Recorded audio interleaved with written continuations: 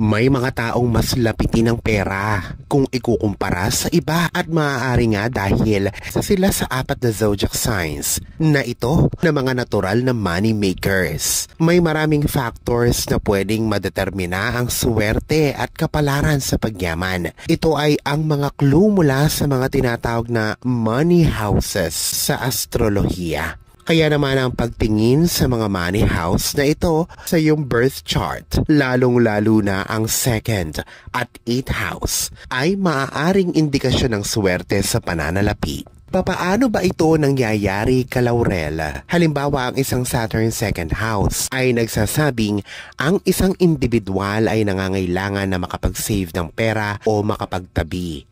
Siya ay dapat na makapag-focus dito dahil maaaring maging mahirap sa kanya ang pag-iipon dahil ang Saturn sa 2nd house ay nagdadala ng mga hadlang at limitasyon. Ang Venus o ang Jupiter sa 2nd house ay maaaring magpakita ng kagaanan sa pagpapayaman ngunit hirap sa pagkakaroon ng disiplina sa paghawak nito. Ito ang paliwanag ng astrolohiya kung bakit ang iba ay madaling umakit ng pera habang ang iba naman ay hindi o kabaliktaran. Sino ba ang apat na zodiac signs na ito na natural na mga money magnet?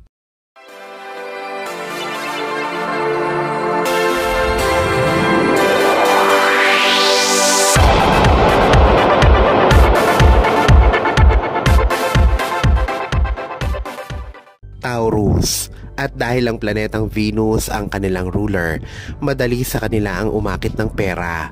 Ang Venus ay positibo sa loob ng Taurus dahil ang layunin nito ay para sa stability. Bilang isang earth sign, naniniwala sila sa kahalagahan ng kasipagan. Sila ay madalas na nag-excel kapag sila ay interesado sa isang career o libangan na siyang hilig.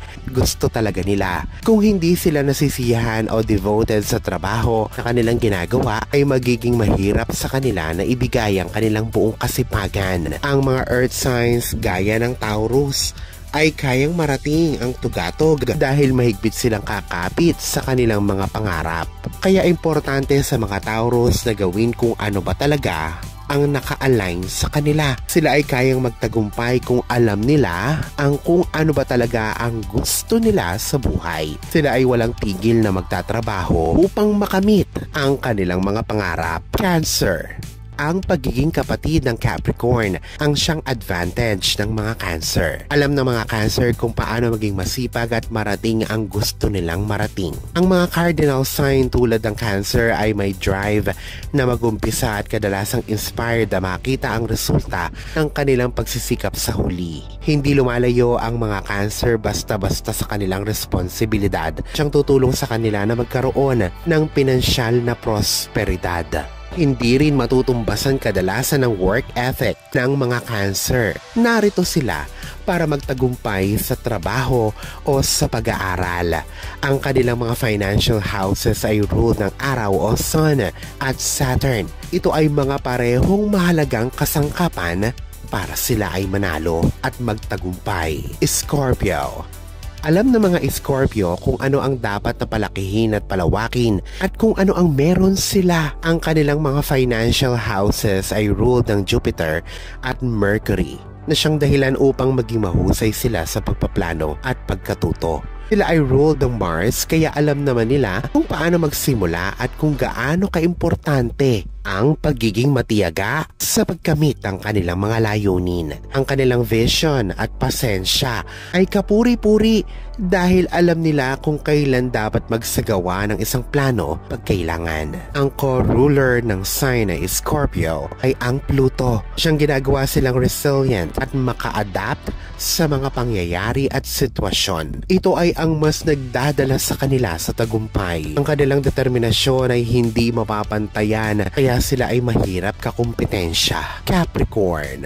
Ang kanilang mga ambisyon ay walang kapantay at nakikita nila ang mga hadlang bilang oportunidad upang mas maging matagumpay. Itinatanim nila sa isip ang kanilang mga layunin at pangarap sa buhay at kaya nilang ihulma ang kanilang mga motibo sa paraang magbebenepisyo ito sa pangmatagalan. Sila ay maingat sa pagpaplano at bihirang gumawa ng mga hindi matalinong pagdedesisyon. Gagawin nila ng tama kung ano ang naibigay sa kanila at pag-aralan kung ano ang mahalaga sa kanilang progreso. Sila ay nagfo-focus sa kalalabasan, kaya sila ay may tendency na gawing perpekto at ma-fine-tune ang kanilang mga talento, dahilan para sila ay makatamasa ng masaganang buhay sa kanilang pagtanda. Alalahanin na sa poong may kapal pa din, nagmumula ang lahat ng pagpapala, ang kasipagan at ang kabutihan sa ating kapwa, kasabay ng buo mong pananalig sa may kapal. Ang siya pa rin na dapat ay manaig. Ang mga ito ay mga gabay lamang. This is Fidel Rosario. Thank you for watching.